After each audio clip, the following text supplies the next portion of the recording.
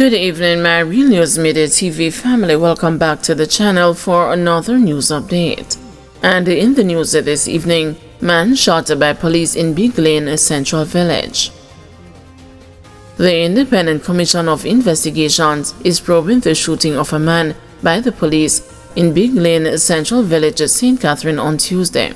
He remains in hospital. Reports are that about 10:30 a.m., police personnel were conducting an intelligence-driven operation in Central Village.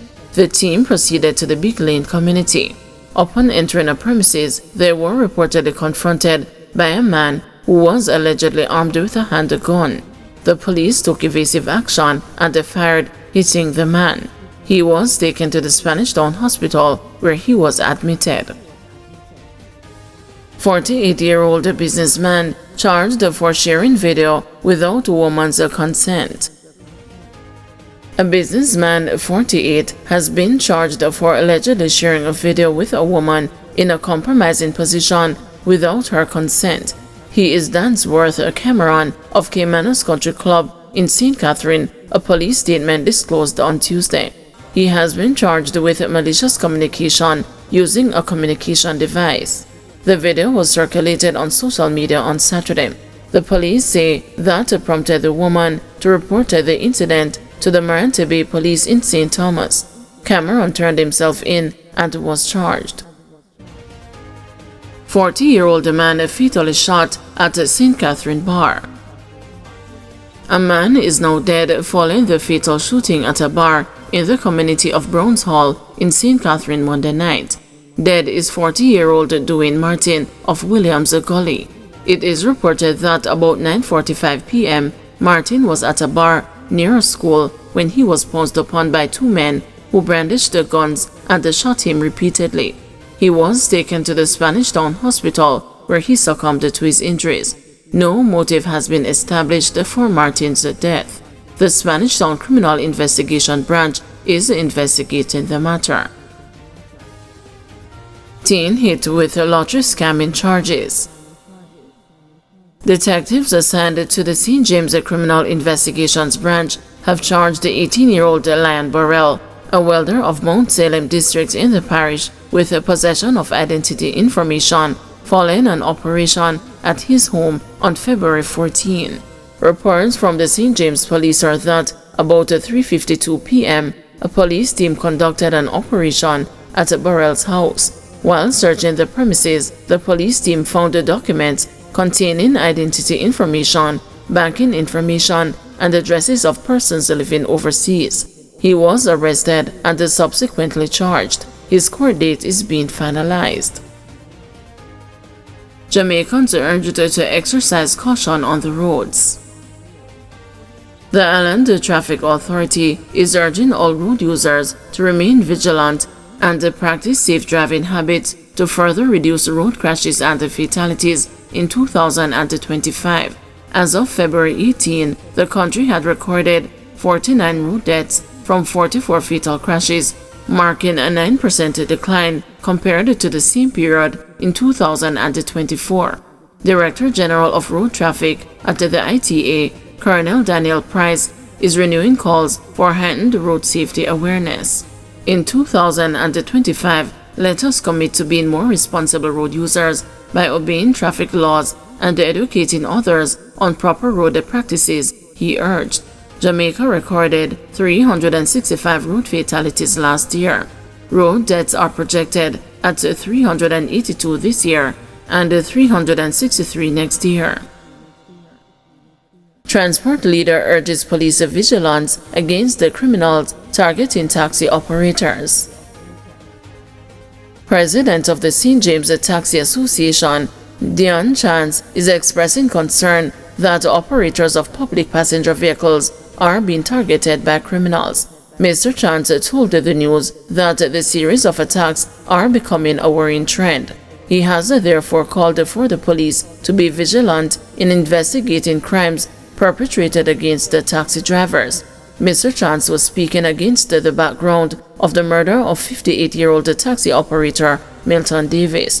Mr. Davis, who was reported missing after being engaged for a charter service from Red Hills Road, St. Andrew, to Old Harbour, St. Catherine, was found dead last week.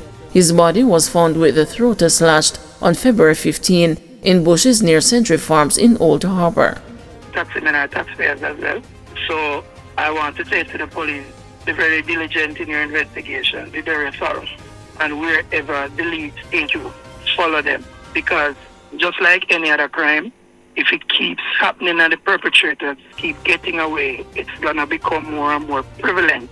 So I just want to say to the police, put some effort into this one.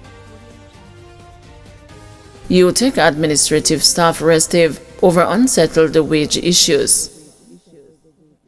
There is disquiet among another group of public sector workers over outstanding payments under the almost 3-year-old compensation system. The University of Technology Jamaica Administrative Staff Association says it is contemplating action following the breakdown in talks over the government's failure to conclude its outstanding compensation review exercise. The Staff Association says adjustments have already been made for another group at the university, but UTASA President Janet Grayson says non-academic staff are yet to get definitive word from the Ministries of Finance and Education on the reasons for the delay in the payment of new and retroactive salaries. Ms. Grayson further explains that the group was promised in 2023 that if it signed the heads of agreement under the public sector compensation scheme, the staff would receive their new pay packages in 2 weeks. The last time we really met with the Ministry of Education, Minister Favour Williams herself, was in October of 2024 when we signed our MOU.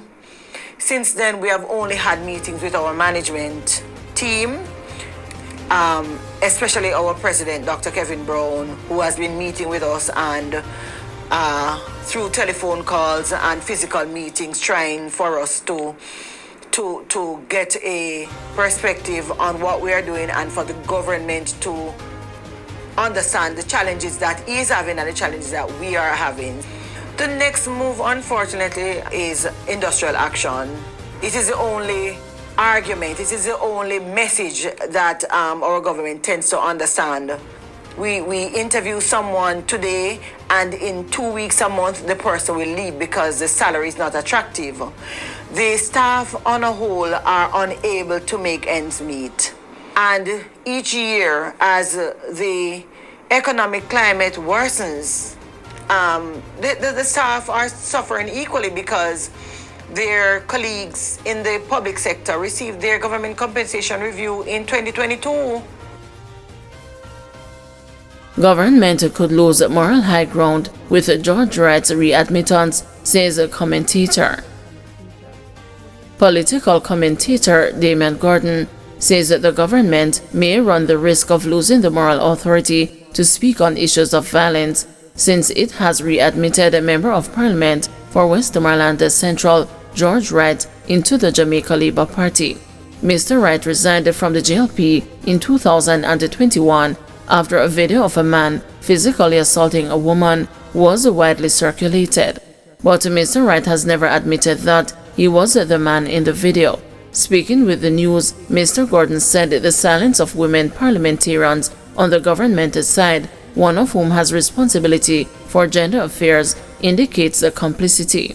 He explained that the government cannot expect Jamaicans to take them seriously whenever they speak against the violent music and the producers of violence based on their handling of the George Wright matter. The impression that is being conveyed is that you are enabling a man who viciously abused a woman on record. So again, the optics of that is it's difficult to accept that this is a good move by the government and this will resonate well with Jamaicans. It seems unprincipled. It seems hypocritical. But women's rights advocate Dr. Nadine Spence has accused the People's National Party and the Jamaica Labour Party of playing political football with the issue of violence against the women. Dr. Spence said it does not augur well for victims of violence. And I don't want to say to those who think that this is a huge political argument that you shouldn't have it. But find another way to have it that doesn't make this into a conversation about how we score political points. Thank you everyone for watching. See you tomorrow morning at 6 a.m. for another news update.